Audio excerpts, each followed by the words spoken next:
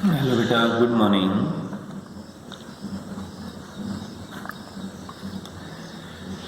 हमने जो पहले टॉपिक पढ़ा था equations of motions by velocity time graph, तीनों ही इक्वेशन हमने वेलोसिटी टाइम ग्राफ से प्रूव की थी। अब हम बेटा करेंगे equation of motions by calculus method. तो कैलकुलस मेथड से सॉल्व करने से पहले बेटा हम कुछ इंटीग्रेशन करना चाह रहे हैं, जो कि आपके +2 की मैथ के अंदर होगा ये पूरा टॉपिक। तो यहाँ थोड़ा सा बेसिक ही समझ लीजिए, ज़्यादा इतनी दिक्कत नहीं है, सिर्फ आप बेसिक समझिए कि इंटीग्रेशन क्या है। कैलकुलस जो मेथड होगा बेटा वो आपके पास एज ए इंटीग्रेशन वाला मेथड है। अब उसके अकॉर्डिंग आपने तीनों की तीनों इक्वेशन प्रूव करनी। इक्वेशंस ऑफ मोशंस आपने तीनों की तीनों इक्वेशन प्रूव करनी, ठीक है। तो बेटा वो देखिए, पहले जी ये जो सैंपल है ये आपके पास क्या है, इंटीग्रेशन। यहाँ पर मान ली 1 2 कुछ भी मान लें, इसे हम बेटा बोलते हैं लोअर लिमिट। लोअर लिमिट और ये होती है अपर लिमिट। ओके, जो बेटा लिमिट है लोअर लिमिट और अपर लिमिट, ये दोनों ध्यान रखिए। लोअर लिमिट क्या है और अपर लिमिट क्या होती है। इंटीग्रेशन का जो सिंबल है वो ध्यान रखिए। लोअर लिमिट किसे बोलते हैं, अपर लिमिट किसे बोलते हैं। अब बात आती है बेटा इंटीग्रेशन किसका होगा, किस वेरिएबल का इंटीग्रेशन हम करें। अब बात आएगी कि किस वेरिएबल का हम इंटीग्रेशन करें। इतना यहाँ पर मैंने लिख दिया x इंटू डी एक्स, ठीक है, x इंटू डी एक्स। चलो मान लीजिए पहले लिमिट है नहीं, कुछ भी नहीं है, ओके, पहले लिमिट नहीं है, विदाउट लिमिट इंटीग्रेशन है। ये है x इंटू डी एक्स। तो इसका हम इंटीग्रेशन कैसे कर सकते हैं। तो बेटा इसका इंटीग्रेशन के लिए सबसे पहले d के पीछे देखो क्या है, जो d है उसमें d के पीछे देखिए क्या होता है। तो d के पीछे बेटा वेरिएबल क्या है, यहाँ पर x। d के पीछे वेरिएबल बेटा क्या है, x। तो वही टर्म हमने आगे देखनी है या नहीं है। वही टर्म हम कहाँ देखें, आगे देखें कि वो टर्म आगे है या नहीं है। अब d के पीछे यहाँ पर x है तो उससे आगे भी x है, आगे वो है तो उसकी पावर देखो कितनी है। अब बेटा यहाँ पर आगे x है तो x की पावर कितनी, यहाँ पर 1 है। तो इंटीग्रेशन का रूल क्या होता है बेटा, जितनी पावर होती है उस पावर में एक ऐड करते। पावर 1 थी, एक ऐड करते, ऐड होने के बाद जितनी भी पावर बची उसको अपॉन में लिखते। तो इंटीग्रेशन बेटा क्या होगा, x²/2।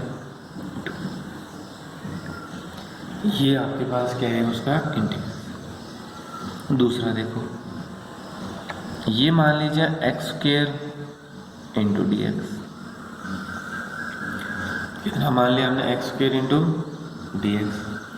अब यहाँ पर बेटा x की पावर कितनी है, 2।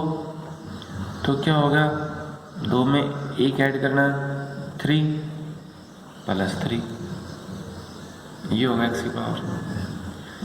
अगर बेटा ये लिख दें जैसे 5 इंटू डी एक्स, कितना लिख दें हम, 5 इंटू डी एक्स लिख दें, तो इसका इंटीग्रेशन क्या होगा। तो बेटा यहाँ पर d के पीछे क्या है, ओनली x है। जो d है d के पीछे क्या है बेटा, केवल x है, आगे x है नहीं। अगर आगे x नहीं है तो बाकी को सभी को बाहर करो, 5 7 जो भी कुछ, ठीक है, ये आ रहा। तो यहाँ पर बेटा क्या हुआ, 5 इंटू यहाँ पर 1 लिख देंगे, 1 इंटू डी एक्स। 1 को बेटा हम क्या लिख दें, x की पावर 0 इंटू डी एक्स, क्योंकि किसी की पावर 0 हमेशा कितना होता है, 1 होता है। तो हमने x की पावर को क्या शो कर दिया, 0 dx। 5 तो बाहर है ही, इसका इंटीग्रेशन x की पावर 0 में एक ऐड करना 1/1, तो बेटा कितना आएगा 5 से कितना होगा x, कितना हो गया यहाँ पर x। यानी बेटा सिंपल देखिए, जैसे आपके पास dy है तो इंटीग्रेशन क्या होगा y,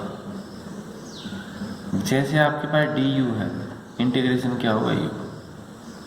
चाहे आगे कुछ भी है, इसमें y को छोड़ के और इसमें u को छोड़ के। आपके पास इंटीग्रेशन dt, तो बेटा इंटीग्रेशन क्या होगा t। आपके पास है dz, तो बेटा इंटीग्रेशन क्या होगा z। d के पीछे जो है अगर वो टर्म आगे नहीं है तो सिंपल उसका इंटीग्रेशन वैसे होगा, और अगर आगे वो है तो उसको बाहर कर लीजिए। अब देखो, जैसे हमारे पास है, हमने ये लिख दिया y dx, हमने क्या लिख दिया y और dx, इतना लिखा है। तो बेटा वही बात है, d के पीछे क्या है x, हमें तो आगे x देखना है, x है या नहीं। अब आगे x है नहीं, आगे x है नहीं, d के पीछे x है तो आगे x है ही नहीं हमारे पास, y है, y को हम बाहर रख लेंगे dx, y तो हमारे पास सेम हुआ, dx का इंटीग्रेशन क्या होगा x, तो बेटा क्या होगा y इंटू x, तो क्या होगा ये y इंटू x, ये आपके पास हो। समझ में आया? तो ये जर्नल एक कॉन्सेप्ट है इंटीग्रेशन। तो इंटीग्रेशन क्या है, और भी कोई मान लीजिए जैसे Y square into D X है, ये टॉपिक ये था, जैसे आपके पास था Y square into D X, तो हमें तो सिर्फ डी के पीछे देखना है। डी के पीछे एक्स वाई जेड कुछ भी हो सकता है, वेरिएबल डी के पीछे कुछ भी हो सकता है, वही टर्म हमें आगे देखना है। ए भी हो सकता है, टी भी हो सकता है, यू भी हो सकता है, कुछ भी मान लीजिए। तो बेटा ये क्या होगा वाई स्क्वेयर और इंटू डी एक्स का इंटीग्रेशन क्या होगा एक्स, तो क्या होगा वाई स्क्वेयर एक्स, तो कितना मिला ये हमारे पास एक वाई स्क्वेयर एक्स। तो ये इंटीग्रेशन।